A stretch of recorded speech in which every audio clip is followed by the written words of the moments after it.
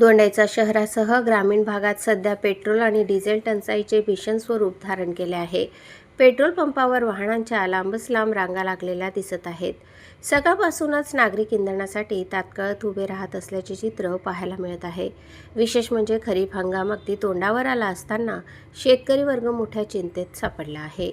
Tractor, मशागत आणि शेतीच्या कामांसाठी डिझेल अत्यावश्यक असताना पुरवठा ठप्प झाल्याने शेतकऱ्यांमध्ये संताप वाढत आहे.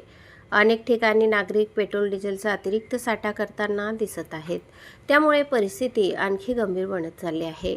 काही पेट्रोल पंपावर तर तासनतास प्रतीक्षा करूनही इंधन मिळत नसल्याची तक्रार समोर येत आहे.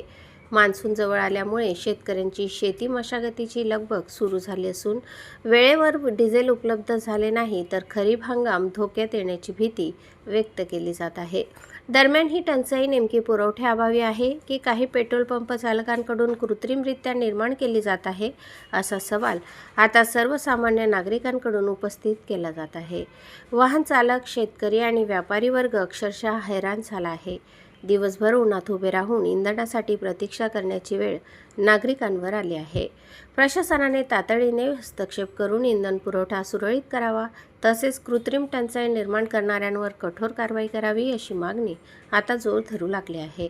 दोंडाईचा शहरात निर्माण झालेली ही इंधन टंचाई आता केवळ नागरिकांची गैरसोय नसून शेती, वाहतूक आणि संपूर्ण ग्रामीण अर्थव्यवस्थेसाठी धोक्याची घंटा ठरत आहे. प्रतिनिधी नवनीत बागलेसह स्वराज्य न्यूज, दोंडाईच्या. हमने मोबाइल का चेक करते हैं, हम ट्रैक्टर वाला दादा हमने कहा 4 व्हीलर नहीं है, तुम्हाला डिझेल भेटत नाही असं डीजल बस नाही कैसे काढा म्हणून तो सकाळी 11 वाजेपासून थांबलेलो आहे. किती दिवसापासून येतात तिथे? 2-4 दिवसापासून सतत यावं लागतंय. एखाद वेळेस नंबरच्या वेळ येतो आणि डिझेल संपून जातंय. 12 वाजेपासून उभे आहे का? तुम्ही शेतकरी आहे का?